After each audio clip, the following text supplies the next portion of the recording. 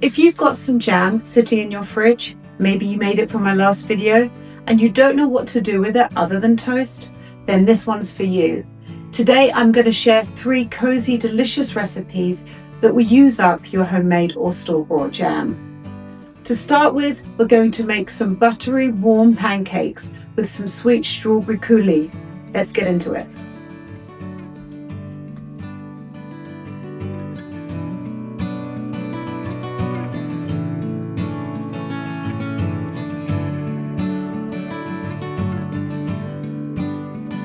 If you've made a batch of homemade strawberry and rhubarb jam and want a new way to enjoy it besides just on toast, these pancakes are really delicious. The sourdough starter gives them a soft, fluffy texture with a subtle tang that pairs perfectly with the sweet, slightly tart jam. It's a simple, cozy breakfast that really lets the jam shine. I'll leave the full recipe with the exact measurements in the description box below, but essentially what I'm doing is mixing the dry ingredients, so the plain flour, sugar, salt, baking powder, bicarbonate of soda, into the stand mixer, and then I'm stirring through a sourdough discard, 2 eggs, milk of your choice, and melted butter. To make the fruit compote, you're going to start preparing the strawberries. So you're going to need about 450 grams of them, and spend some time taking off the green bits and then chopping them up into small pieces. The idea here is to cut the strawberries up quite small, and then in a minute I am going to smush them with the potato masher.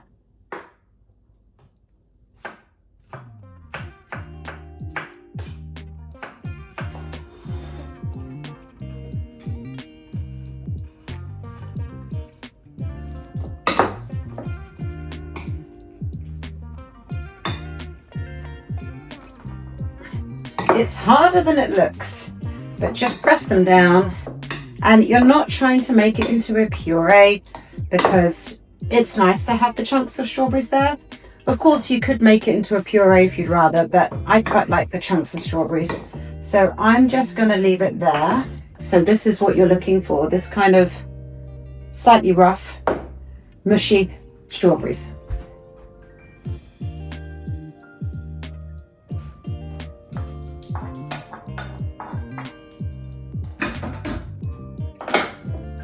And then we're going to use about 60 grams or a 1/4 cup of the jam that we made in my last video, the strawberry and rhubarb jam. So about a 1/4 cup or about 60 grams.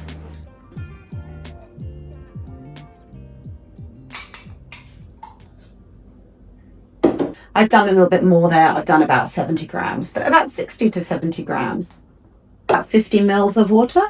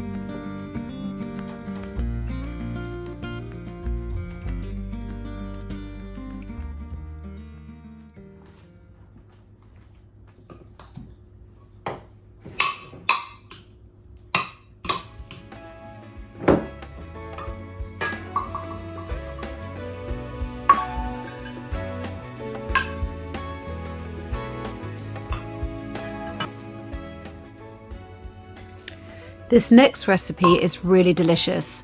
I made these banana and oat muffins and as an excuse to use up some of the homemade jam, and honestly, they turned out really good.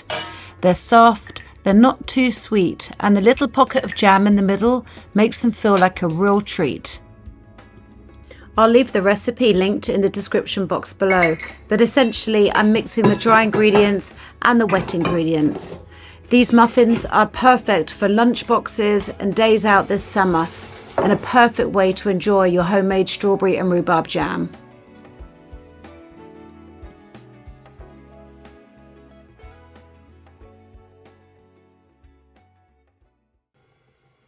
These muffins also freeze really well, and when I have time, I quite often batch bake different muffins, sometimes these, sometimes other flavours, and I put them in the freezer so I know that when I need them I can pull them out and we've got fresh homemade muffins.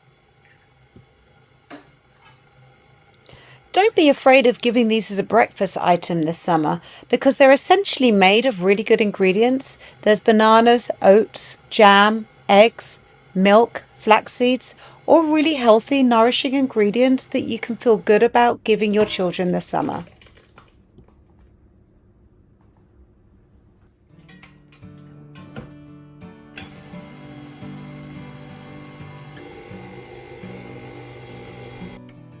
To ensure your muffins are light and fluffy when baked, try not to overmix them.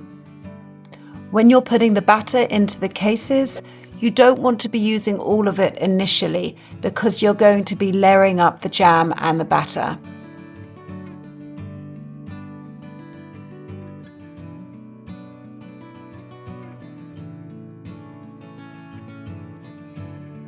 I used about 2/3 of the batter initially and then about a teaspoon of jam per muffin.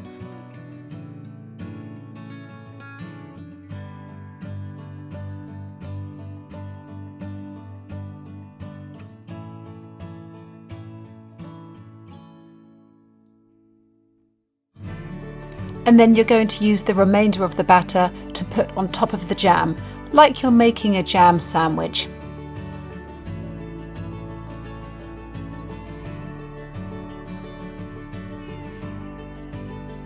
And then you're going to bake them in a 200-degree oven for about 18 to 20 minutes.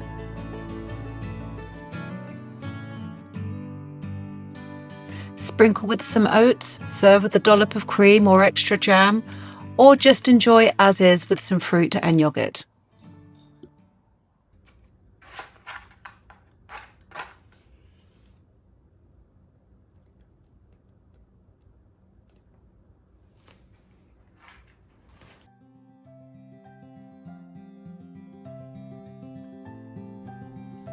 Alright, last up. These jammy oat bars are really simple to make and taste delicious. They're packed full of oats with a nice hit of jam running through, so they're really satisfying without being too heavy. Perfect if you want something wholesome but still tasty for breakfast or a snack. Let's get started. So the first thing you're going to want to do here is get the butter melted. I'm using 115 grams of unsalted butter. And while that's gently melting on the stove, I'm adding all of the dry ingredients to a large bowl. So here I'm using oats, plain flour, sugar, salt, and a mixture of flax seeds and chia seeds. If you don't happen to have the flax seeds and chia seeds on hand, that's absolutely fine. You can leave them out, but I like to add them for a real nutritional boost.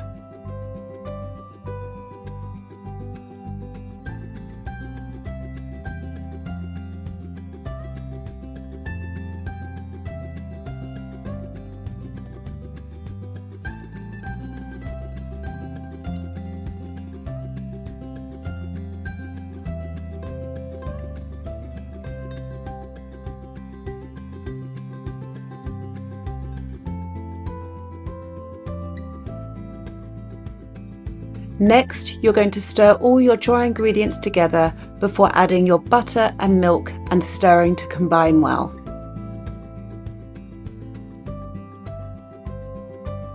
You can make these bars vegan by changing the butter and the milk to non-dairy alternatives.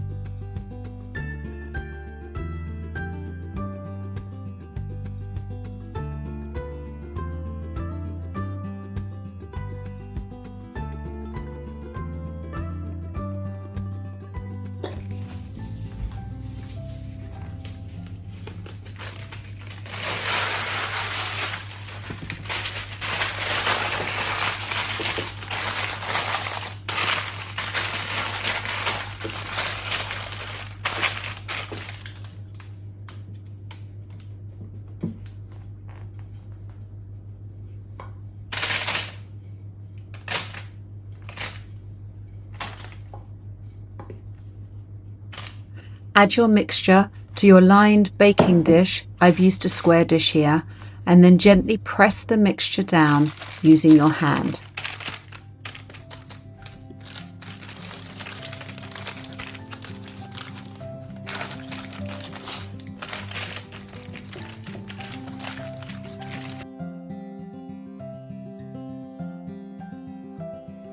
Next, you're going to put your jam onto the oats and gently smooth the jam over the top.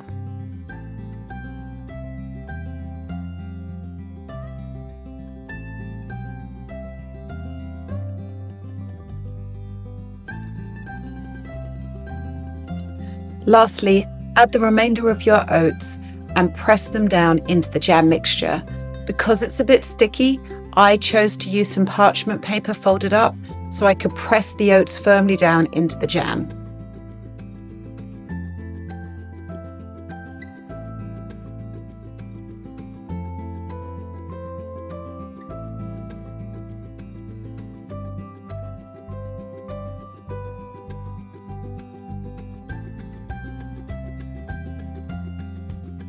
Bake them in a preheated oven at 180 for around 25 minutes and leave to cool before cutting them into squares.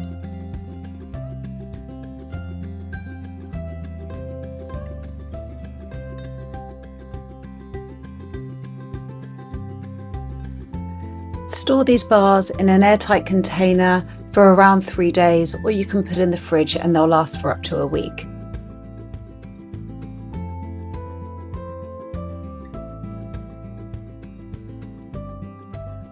And that's all 3 recipes. I hope this gave you a few ideas for putting your jam to good use.